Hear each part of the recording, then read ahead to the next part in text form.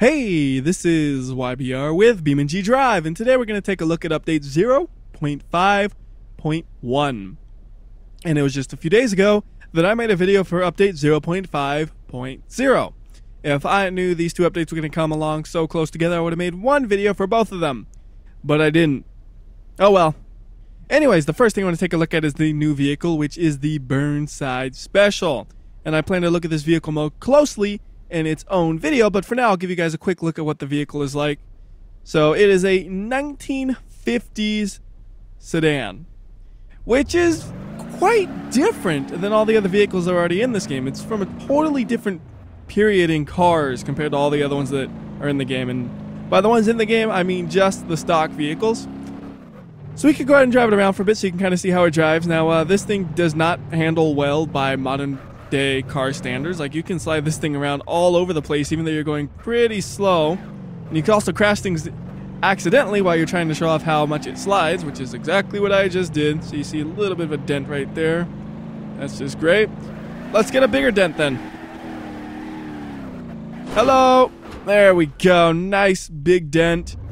Can still sort of drive, but not really. So there's just a look at what this car looks like though when you hit something at about 40-45 miles per hour. And of course that speed is just an estimate because we were sliding, so I know the speedometer would be pretty inaccurate in that situation. Anyways, we could go ahead and do another crash with this thing, and then we could move on to the rest of the update. So how about we do like a bunch of little crashes? So we go like, oh, bump it right there just a little bit, keep driving. It stayed open. It's kind of funny that the trunk stayed open. I can also give you a quick look at the inside because I like the interior of this car.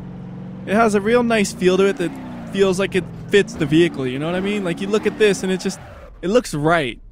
That shifter though, that is just wacky. Well, I guess it's not the shifter, it's the gear display, which tells you what gear you're in. That is just wacky looking. But I like it. It's like I could totally see that being something on a 50s car, and I wouldn't be surprised if it actually was something like that on a 50s car. But just looking at it, it just seems so crazy to have it just kind of sitting on the steering wheel like that. So anyways, I've been bumping into things left and right, very lightly here and there. How's the car been doing? Got a little bit of a droopy eye, but otherwise it actually seems like it's holding up pretty well. I don't see much damage at all to it. Oh, we also have a broken tail light. Again, not much overall, so maybe we need to get a little bit harder of an impact. That wasn't that hard, was it? Oh, there was a harder impact. Oh, there goes my droopy light. I think we also have some serious suspension damage here. Don't know how much driving we can actually do at this point. Yeah, not much. We can make a lot of noise and skid all over the place, but we really can't go that fast. So let's just try to... Maybe we'll make it symmetrical by crashing into something else or rolling over or something. I don't know. Either way, though, this thing's holding up decently enough. Like, I'm doing quite a bit of things here, and it's still drivable. So, that's not bad. Alright, so to make it symmetrical, and I just flipped it. Aw, and it won't unflip. Oh darn. Guess we gotta reset it. Okay, and this will be the last one we do with this car. I think I said the other one was gonna be the last one, but I changed my mind because I'm enjoying driving this thing, so let's just get to the upper area of a cliff and then drop it off the cliff. It's not too far away, it's only about a 15-second drive. And you get to see how does it perform going up a cliff. Not bad. It's actually able to maintain speed and stuff.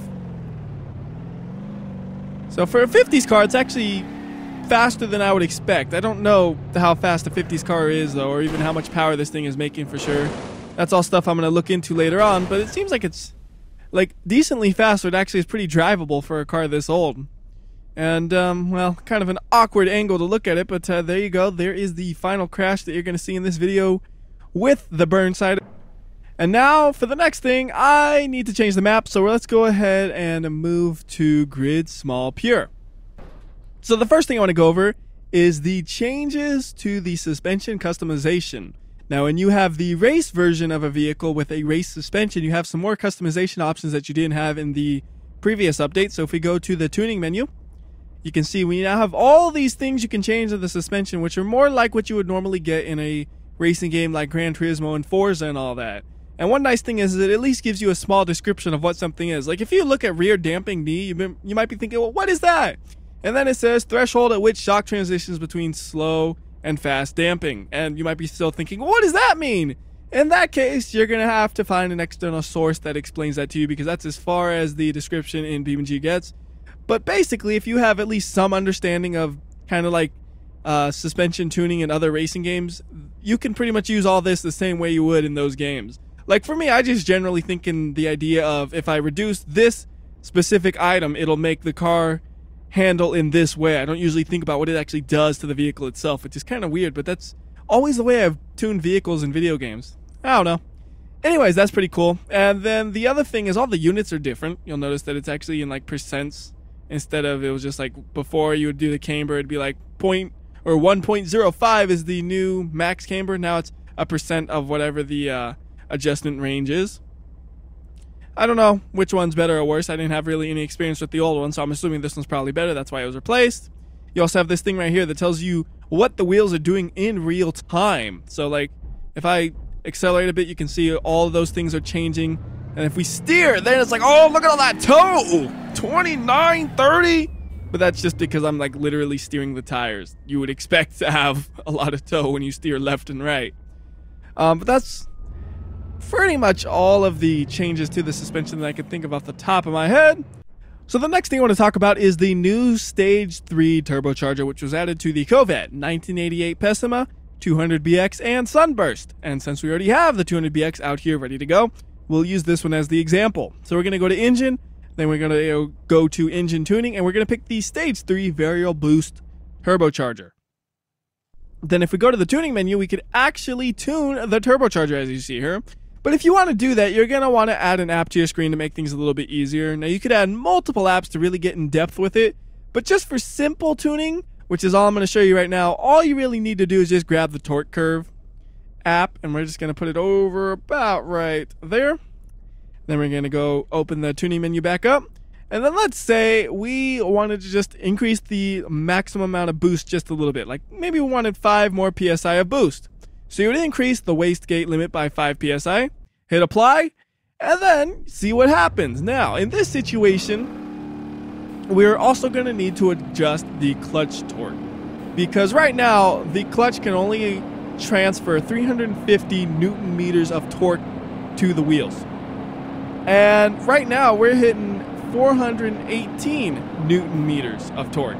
So to fix that, we need to make the clutch torque be higher than the maximum amount of torque that the car is producing. So we're going to bring this up to about 420, hit apply, and now the transmission will also not act kind of strange. If you noticed, it was kind of acting a little bit strange.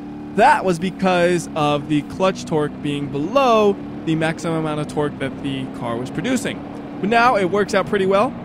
And if you wanted to get extreme, of course, you could always just say, I want more! And you could up it all the way up to 36 PSI on this engine. And then this one will really demonstrate when the transmission doesn't know what to do, when you have way too much power. So like right here, it just holds. It is almost like a CVT right there. It just kind of holds at an RPM range for a second. Like right there, it's holding it, but we're still accelerating. It's just like a CVT, but it's because the clutch torque is too low. So for this one, you just say, all right, we're maxing out at 717 Newton meters, so we'll increase it to, well, we can't quite get it to 717, so maybe we'll actually decrease it by 1 PSI, which might get it below 700. Well, 702, get it. All right, let's go 34.5. So there we go. Now the maximum amount of torque is below the clutch torque, so now the car will actually perform as you would expect. And then you also have the wastegate start, which is more for fine-tuning how the turbos work. I'm not going to get into how that one works right now. But basically, it's just what PSI does the wastegate start opening. If you wanted to, you can make it where the wastegate doesn't open until you're hitting max turbo, or basically. So you hit 34, apply, and then it kind of like really pushes on with the turbo. You see that? Like, it's kind of funny when you do that, but it makes it really crazy to drive because the turbo will just spool up wacky. Like it does spool up kind of wacky when you have the wastegate opening basically at its limit as well. Like, that's not something you would generally do on a street vehicle ever, but you could do that, and it's kind of funny the way the cars drive if you do that. But you probably don't want to do that, but you can, which is cool. Anyways, that's just a quick example of how you would modify the Stage 3 Turbo.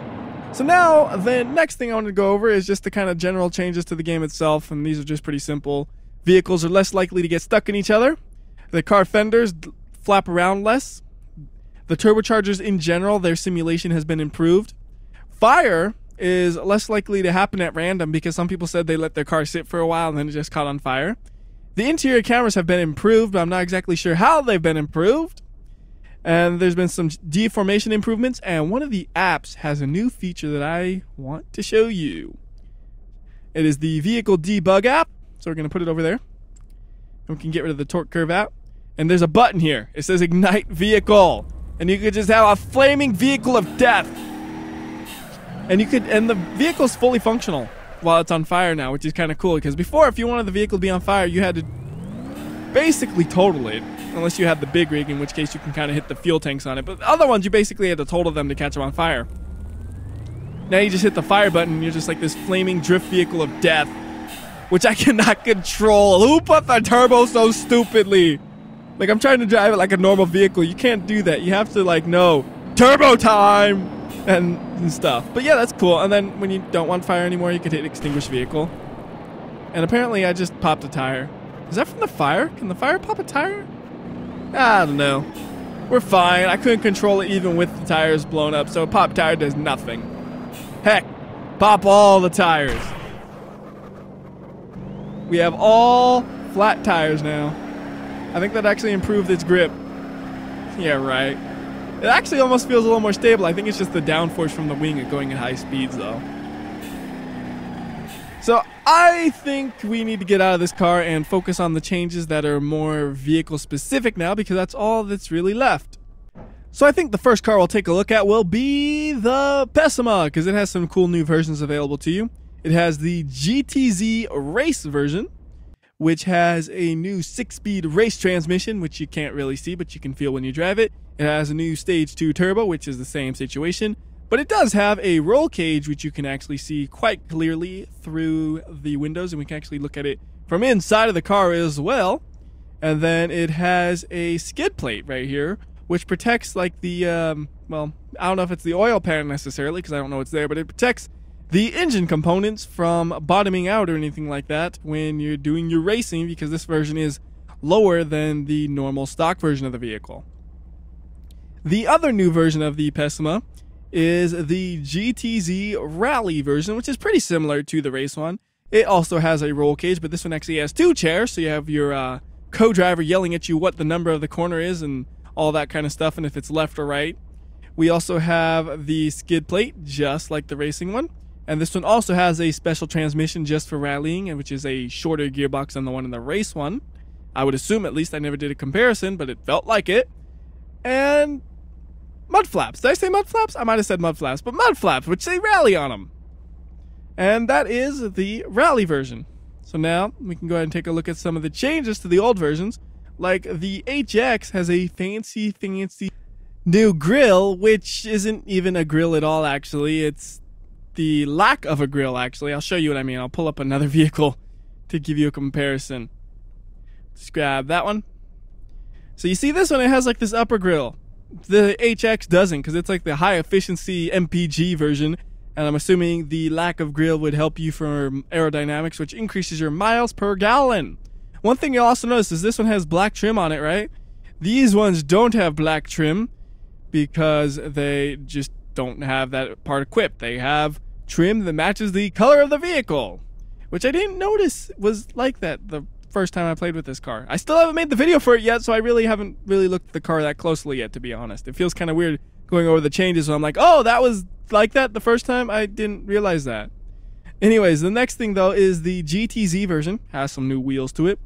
So you can take a look at these new wheels, man. Look at those wheels. Oh, they look so good. Actually, that's actually a good match for this car. It matches like the 80s style car decently. But yeah, that is the new wheels. And, oh, actually this one doesn't need me to change the car. All the vehicles do have the 5-lug version available on the vehicle. So you can have 4-lug or 5-lug spindles, which means you can put all kinds of different wheels on them. But it's not something I really ever bother with much. So it's something I can't even forget to show off. Like, I forgot to mention it in the 0.5.0 update that there was like spindle options, because to me it's like, yeah, that's neat, but not something I'm probably ever gonna actually do much. Like, I might do it to put a different set of actual tires on it, but that's about it. But yeah, that's there, so you can have just more tire and wheel options on it. Let's move on to the Sunburst, which also has a skid plate on the vehicle, but apparently up until now it wasn't actually functional. And the skid plate's on the rally one, not the race one, you dummy. Sorry. I just clicked one of the fast ones because I knew it was on the fast one, but it wasn't that one. So there you go, you can see the skid plate. And that actually functions, because before it didn't actually function, it was just visual apparently. I never noticed, but it did. Anyways, I think that about covers the Sunburst. That's really the only change that was there for it.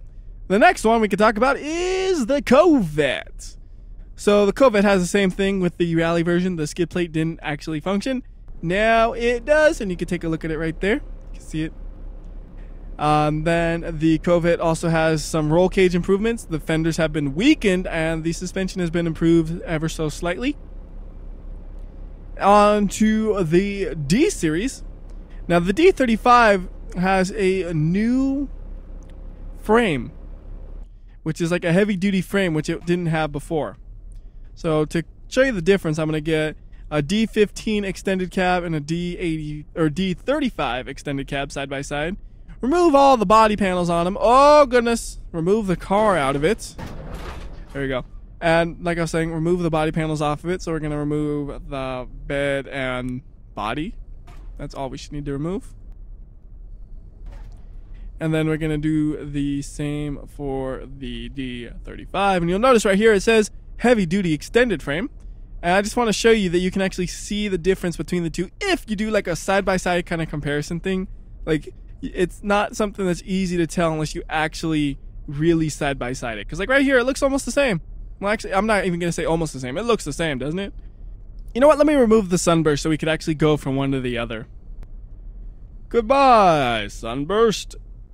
Alright, back to the trucks. Now I'm going to make both of the cameras all the way zoomed in and all the way under the vehicle like this. So they're going to be at the exact same spot. And now if you go between them, you will notice that one frame is ever so slightly thicker than the other one. That is the heavy duty one. And if you're looking right here and you think, oh, it also has this extra support, that's just the leaf spring suspension. That's because this one doesn't have the leaf spring. So that's not actually part of the frame. It's just the thickness is all you're looking at here. And you can see like right there, that is definitely an easy to see thickness change. And like right here, kind of where the curving part is, you could definitely tell it's much thicker there. And that is what the heavy duty suspension does. Now the heavy duty suspension is also available for the non-extended version, but I just happen to use the extended one as the example because the D35 only comes in extended version, interestingly. So I think that means that the regular heavy duty frame is not actually used on any of the vehicles then, is it? Because then it would be like a D35, but there is no D35 that's a small one. That's not extended.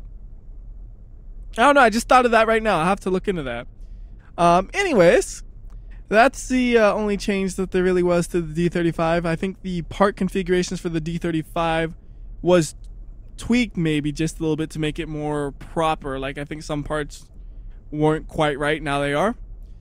And yeah, that's it. So now let's go to the other pessimal. This one has one small change to it that I want to point out, and that is the interior colors. You can now change the interior colors. So you can just go over here. You see we have the beige interior. So you can see what that looks like. And we also have the brown interior. So you can see what that one looks like. Not very different from beige, but a lot different than black.